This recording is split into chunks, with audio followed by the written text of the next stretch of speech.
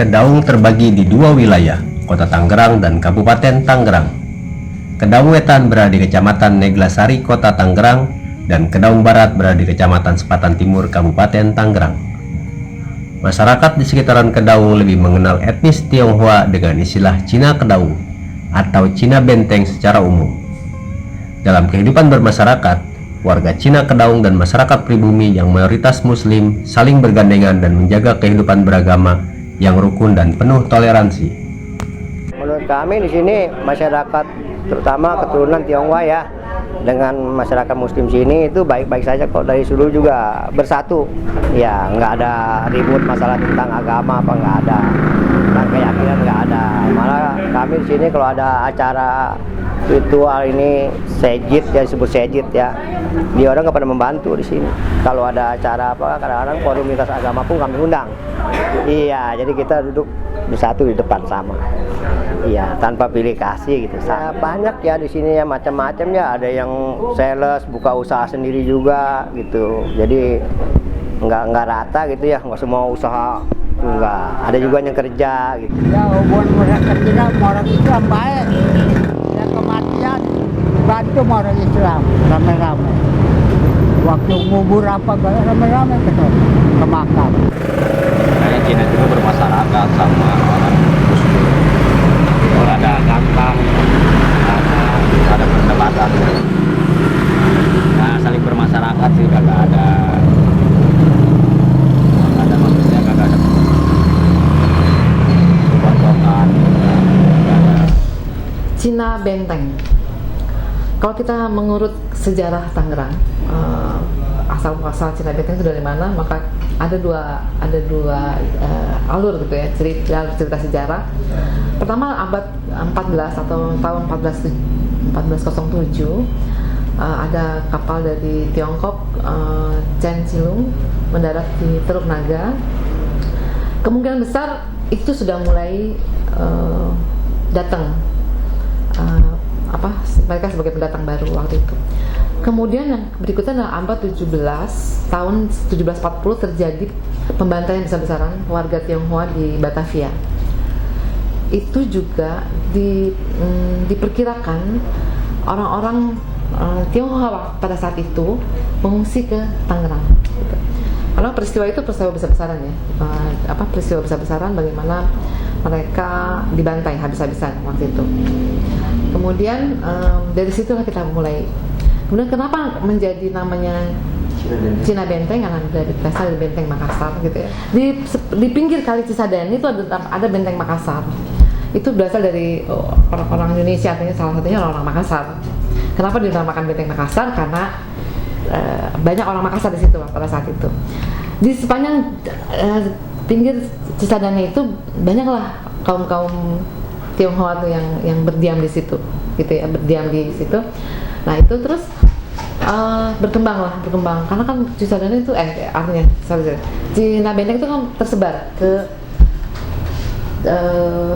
Bojongnangka, Neglasari, beberapa tempat ya, banyak ya, Rawa Kucing, Teluk Naga sampai ke Kedaung gitu. Oke, itu menyebar karena asal muasalnya dari di pinggir Cisadane itu, Benteng Makassar itu. Kemudian Benteng Makassar sekarang sudah hilang ya, sudah nggak ada lagi. Itu sih awal mulanya kenapa dinamakan Cina Benteng, karena mereka menempati pinggir-pinggir Sungai Cisadane, berbatasan dengan benteng itu, Benteng Makassar itu. Kalau Kidung Cisadane saya bercerita tentang sejarah dan budaya pada umumnya. Jadi kalau sejarah mungkin cerita pada saat Kidung Cisadane itu dari mulai muara hulunya di mana dan sebagainya. Kemudian sejarah datangnya yang 1740 pembantaian dan sebagainya. Kemudian yang lebih menariknya itu adalah budayanya.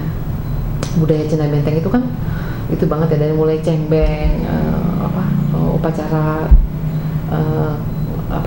kuburan itu loh, nengok arwah-arwah dan sebagainya.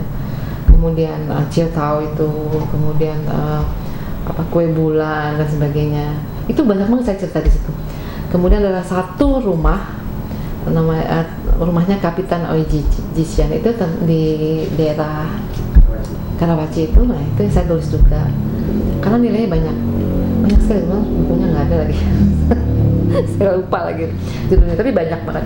Nah, itu kan di daerah kotanya, tapi kan di daerah kabupaten saya juga banyak nulis tentang Tanjung Kait, Tanjung Pasir, kemudian Masjid Pintu Seribu, Kalin Bin Bayah itu yang Teluk Naga. Saya banyak nulis tentang situ juga.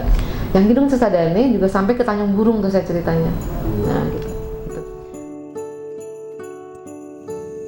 Seperti pemuda Tionghoa kebanyakan, pemuda Tionghoa di Kedaung pun turut melestarikan budaya yang memang sudah melegenda di masyarakat Tionghoa pada umumnya. Di antaranya, mereka berlatih barongsai yang dibina langsung oleh pengurus wihara Kwan Im Bio.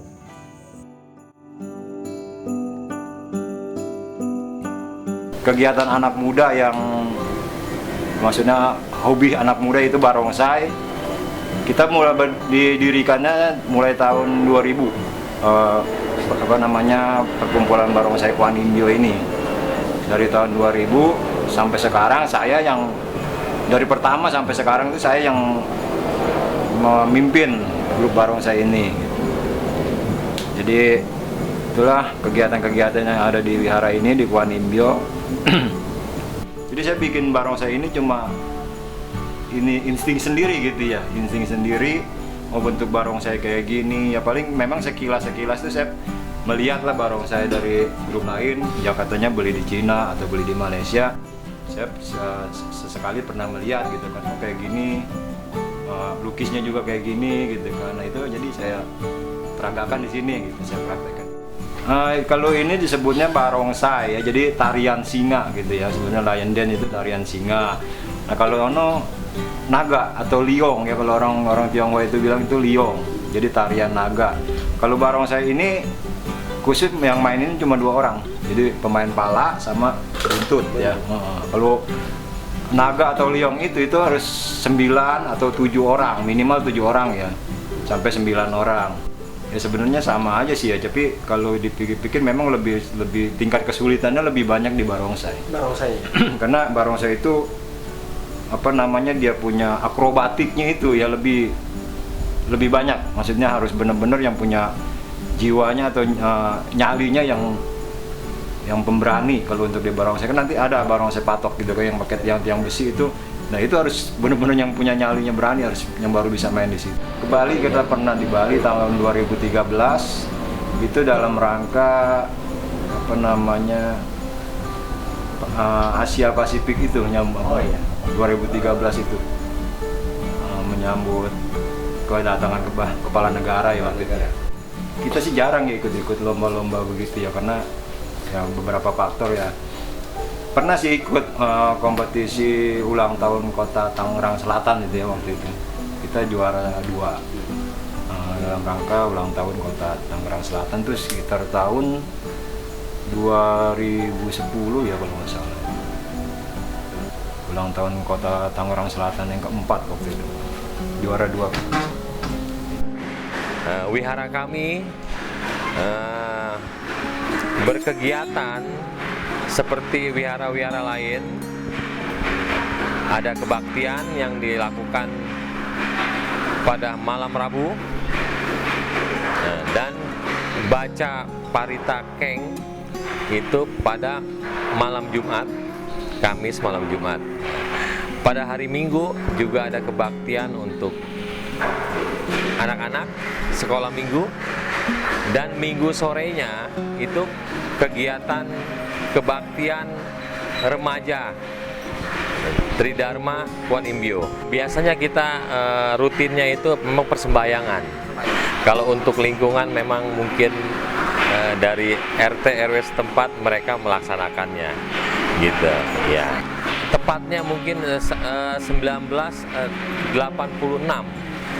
Iya, tapi sebelum itu warga sini sudah melaksanakan kebaktian secara berpindah-pindah dari rumah ke rumah umat ya. Dan untuk bangunan yang terlihat ini itu 2014-2015. Kebetulan Wihara Kwan Im Bio kami ini adalah milik bersama warga Kedaung Barat khususnya, itu dari hasil sumbangsi dari warga sekitar yang peduli dengan tempat ibadah yang memang kita tridharma gitu.